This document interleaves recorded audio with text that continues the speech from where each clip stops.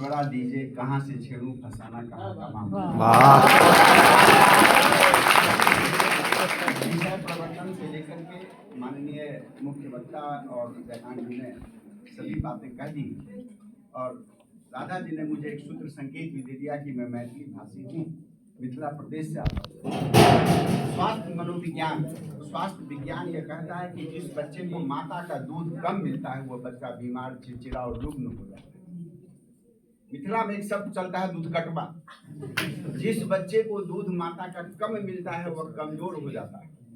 मातृभाषा वही, मातृभाषा में दो शब्द हैं, मातृ और भाषा। माता जो भाषा बोलती है, जो बच्चा पहली बार अपने जीवन में बोलता है, सुनता है, वही उसकी मातृभाषा होती है। और माता कौन सी भाषा बोलती है? तो किसी भाषा के एक शब्द को गढ़ने में हजारों लाखों वर्ष लगते हैं, परंपराएं सींचती हैं उस भाषा को, माता वहीं से वो भाषा ग्रहण करती है और बच्चा उस माता से वो ग्रहण करता है। जब मातृभाषा ही कमजोर हो जाएगी तो हम किसी जगह प्रगति के पथ पर नहीं जा सकेंगे। विश्व इतिहास इस बात का साक्षी है कि देश वही प्रगति करता है जिसके यहाँ शैक्षिक विरासत महत्वपूर्ण होता है, जिसके यहाँ शिक्षा की बलशाली व्यवस्था होती है। और शिक्षा की बलशाली व्यवस्था कैसे चलती है? तो भाषा उसकी वाहिका होती है, भाषा भाग। तो जिस देश की अपनी भाषा ही कमजोर हो जाए, अभी यूनेस्को की चर्चा हुई कि 21 फरवरी को यूनेस्को में मातृभाषा दिवस की अभ्यर्थना की, क्योंकि सिर्फ बांग्लादेश के उस भाषाई आंदोलन के लिए नहीं कहा कि भाषा आंदोलन के कारण इस मातृभाषा दिवस, मातृभाषा शिक्षण पर बल दिया। उसके कई क्लॉज में उस दिवस में मातृभाषा शिक्षण की अनिवार्यता है। और मातृभाषा की शिक्षण की अनिवार्यता क्यों? आज से 500 वर्ष पहले मनुष्य 15,000 भाषाओं का प्रयोग, मातृभाषाओं का प्रयोग करता था पूरे विश्व में। आज यूनेस्को का डाटा है कि मनुष्य मात्र 6,000 मातृभाषाओं का प्रयोग कर रहा है, अर्थात 9,000 भाषाओं का लोप हो गया है, वो विलुप्त हो गई। क्यों हो गई ये भाषाएं लुप्त? क्यों हो गई विलुप्त? क्यों? क्योंकि हमने आधुनिकता के लोभ में, आधुनिकता के विरासत को संभालने के लिए उन भाषाओं का प्रयोग करना बंद कर दिया है। यूनेस्को इस बात को प्रमाणित और सत्यापित करता है कि भाषाएं तभी तक जीवित रहेंगी जब वो प्रयोग की बहुलता के साथ होंगी। हम अपनी मातृभाषाओं का प्रयोग नहीं करेंगे। आज मजाक में लोग कह रहे हैं भारत विश्व का सर्वाधिक मातृभाषाओं वाला देश है। 1961 में जो जनगणना हुई उसमें 1652 मातृभाषाएं हैं हमारे देश में थी उस समय। आज उस मातृभाषाओं का संकट आ गया है। अब तो सरकार ने भी मान लिया कि जिस भाषा में 10,000 से बोलने वालों की संख्या कम होगी उस मातृभाषा की गणना नहीं। और अभी 800 मातृभाषाएं हैं जिनकी गणना हम करना, कल्पना कीजिए वे 800 मातृभाषाएं हमारे सभ्यता, संस्कृति और इतिहास से कटती जा रही हैं। एक भाषा का मिटना, एक भाषा का लोप होना उस भाषा के सभ्यता और संस्कृति से मिट जाना होता है।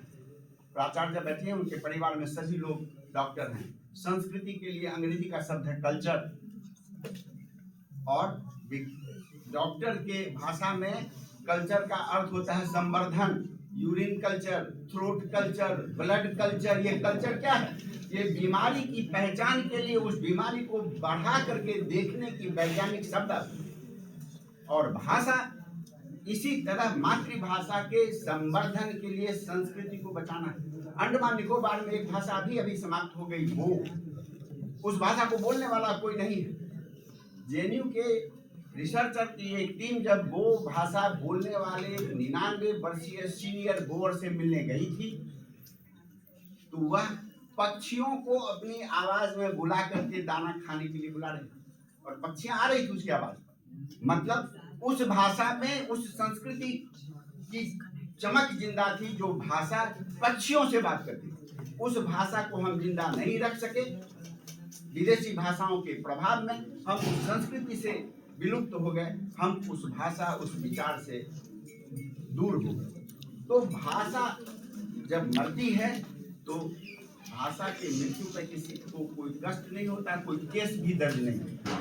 भाषाएं प्राकृतिक कारणों से नहीं मरती, भाषाएं हम प्रयोग नहीं करते हैं इसलिए मरती हैं। इसलिए छात्र हमारे बैठे हैं, पहली सीख, जहां मौका मिले अपनी मातृभाषा का प्रयोग कीजिए। दूसरी सीख, प्रयोग करने में गर्व का अनुभव कीजिए। जब प्रयोग करेंगे और गर्व का अनुभव नहीं करेंगे तो प्रयोग भी बेमानी हो जाएगा। इसलिए मातृभाषाओं के प्रयोग को गर्व के साथ प्रयोग कीजिए। भाषाएं जीवित रहेंगी तभी हम जीवित रहेंगे।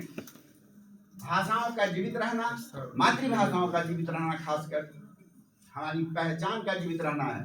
भाषाओं के भविष्य को अपने भविष्य से जोड़िए, तभी जाकर के भाषाएं जीवित रहेंगी।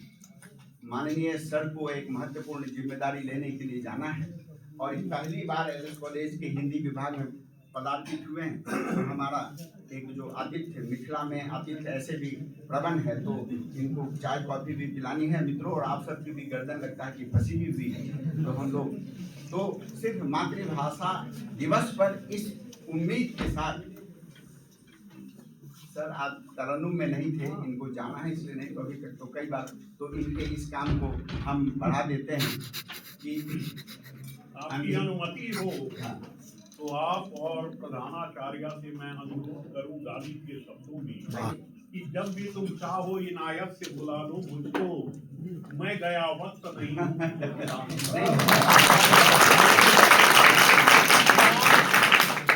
कुछ मजबूरियां ऐसी थी कि मैं जो आपसे संवाद करना चाहता था वो संवाद के लिए समय नहीं, क्योंकि यह कार्यक्रम पहले और कल अचानक एक फरमान आ गया और नौकरी करता हूं तो पालन करना है, तो अपने विद्यार्थियों के बीच, अपने सहकर्मियों के बीच आकर मैं ताकत पाता हूं, तो इसलिए मैं जरूर आऊंगा। अब प्राचार्य आए, इससे पहले दो बातों को मैं कहते हुए बैठ जाना चाहता हूँ कि अंधेरे से लड़ने की जीत यदि कोई कर लेता है तो अकेला जुगनू भी सारा अंधकार हर लेता है। तो कोई मातृभाषा में खड़ा हो जाएगा, संकट को दूर कर देगा। हिंदी हमारी राजभाषा है, कई बोलियों और मातृभाषाओं के समुच्चय को हम हिंदी बोलते हैं। हमारी हिंदी उसी से शक्ति पाती है, उन्हीं मातृभाषाओं के बल पर हिंदी आज राजभाषा और राष्ट्रभाषा को लेकर के संकल्पित है। इसलिए मातृभाषाओं का मजबूत होना, हिंदी को मजबूत करना है, इसलिए मातृभाषा की मजबूती आवश्यक है। मित्रों धन्यवाद, आज थोड़ा मानसिक हलचल हो गया, धन्यवाद।